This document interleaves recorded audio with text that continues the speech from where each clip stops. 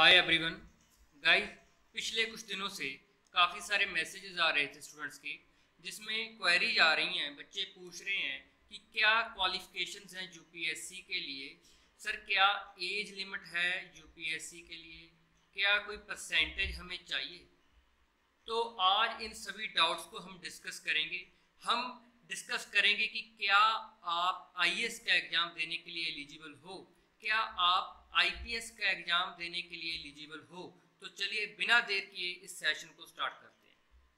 तो guys, before starting this session, सबसे पहले मैं आपके साथ थोड़ा सा ओवरव्यू डिस्कस करना चाहूँगा, जिसमें हम देखेंगे कि क्या एज लिमिट होगी। सबसे पहले कि क्या एज लिमिट होगी एग्ज़ाम के लिए, जिसमें मिनिमम एज 21 तो होगी ही।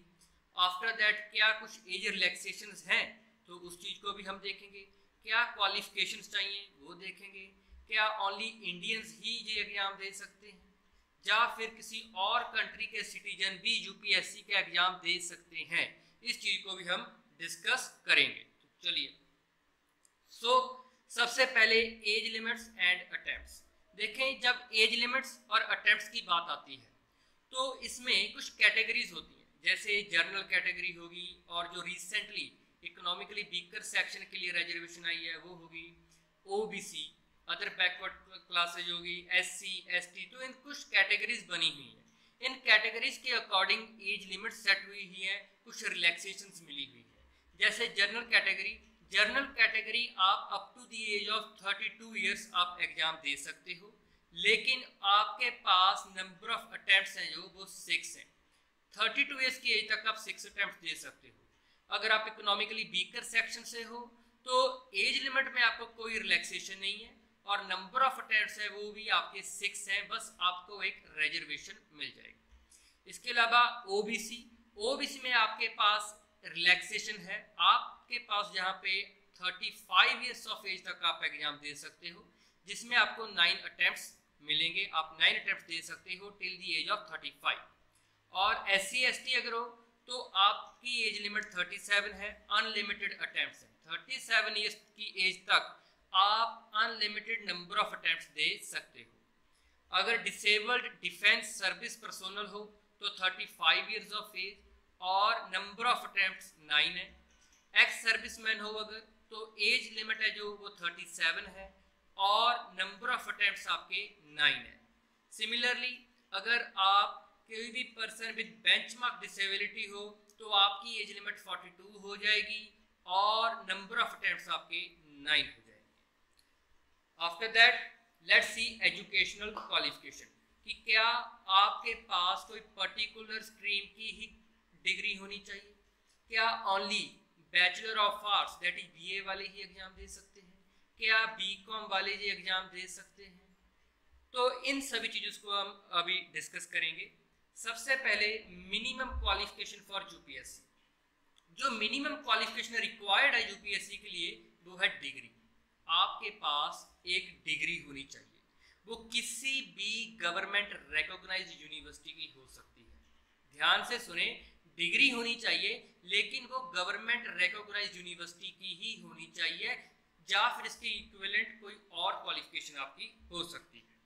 ठीक है, तो डिग्री होनी चाहिए आपके पास। ये मैटर नहीं करता कि आप बीए से हो, बीकॉम के स्टूडेंट हो, या फिर कोई और आप बीएससी कर रहे हो, ये मैटर नहीं करता। आपके पास डिग्री होनी चाहिए, वो गवर्नमेंट रिकॉग्नाइज्ड यूनिवर्सिटी की ही होनी चाहिए। नेक्स्ट इंपॉर्टेंट क्वेश्चन जो हर एक स्टूडेंट पूछता है वो है कि सर, मैं लास्ट ईयर में हूँ, क्या मैं यूपीएससी का exam before passing the graduation में दे सकता हूँ? तो बिल्कुल, अगर आप फाइनल ईयर के स्टूडेंट हो, या फिर अभी आपका रिजल्ट नहीं आया फाइनल ईयर का, आपका रिजल्ट अभी पेंडिंग है, तो आप यूपीएससी का एग्जाम दे सकते हो।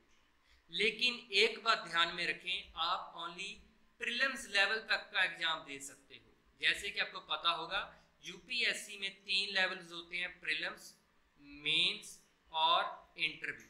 अगर अभी आपके पास हाथ में डिग्री नहीं है, या आपका रिजल्ट पेंडिंग है और आप फाइनल ईयर के स्टूडेंट हो, तो आप प्रीलिम्स का एग्जाम दे सकते हो।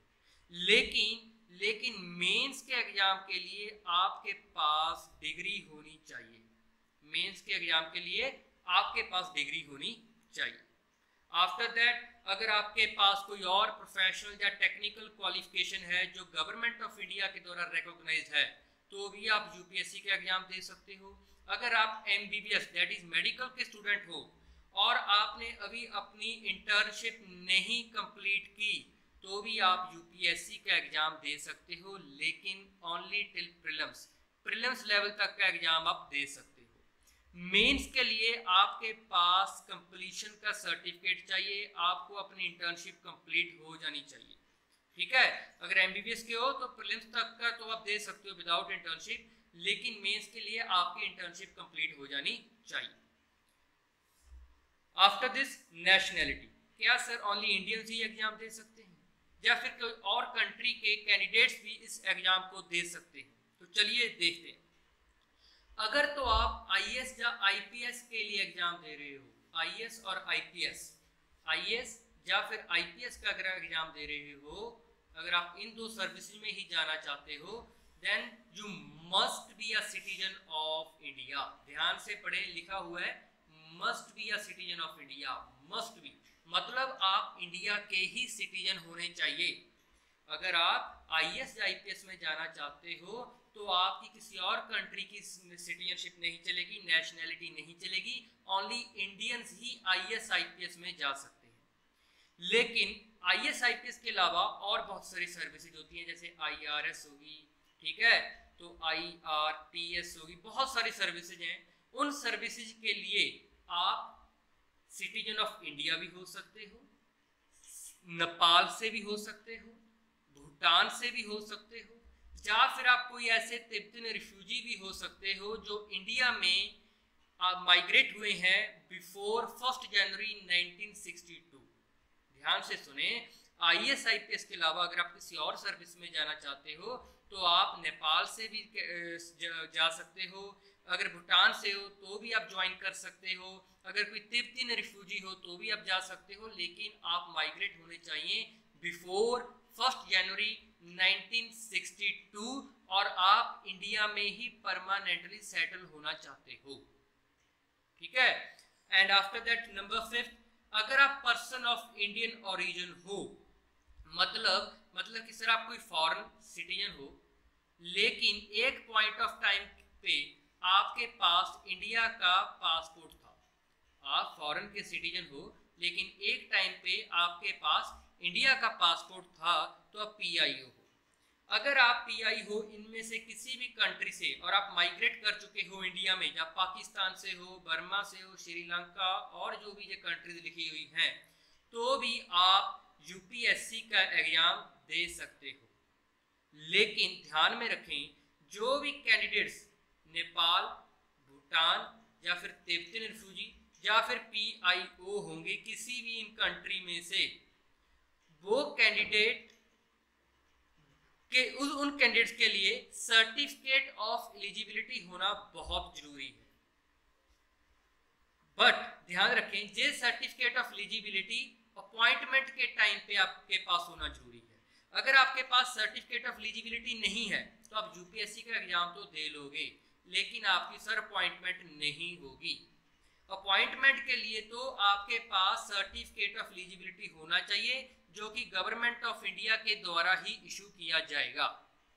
ठीक है, और इसके अलावा अगर आप नेपाल से हो, भूटान से हो या फिर कोई तिब्बतन रिफ्यूजी हो, तो आप आईएफएस को ज्वाइन नहीं कर सकते, इंडियन फॉरेन सर्विस में आप नहीं जा सकते।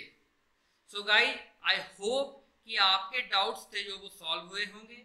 हमने एजुकेशनल क्वालिफिकेशंस के रिलेटेड भी देख लिया, एज रिलैक्सेशन के रिलेटेड भी देख लिया और नेशनैलिटी के रिलेटेड भी देख लिया। एट द एंड मैं आपको इंपॉर्टेंट इन्फॉर्मेशन देना चाहता हूँ कि ये हमारे कुछ सोशल मीडिया हैंडल्स हैं, ठीक है, तो इन सोशल मीडिया हैंडल्स के ऊपर बहुत सारी इंपॉर्टेंट इन्फॉर्मेशन आपको प्रोवाइड की जाती है।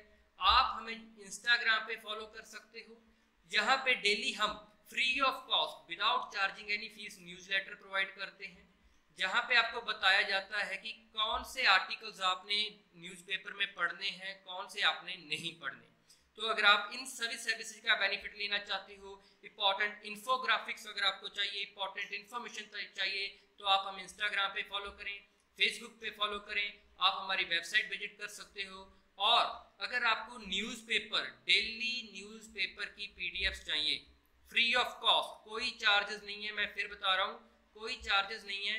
अगर आपको डेली फ्री पीडीएफ चाहिए न्यूज़पेपर की, द हिंदू की, इंडियन एक्सप्रेस की, तो आप हमारा टेलीग्राम चैनल ज्वाइन कर सकते हो।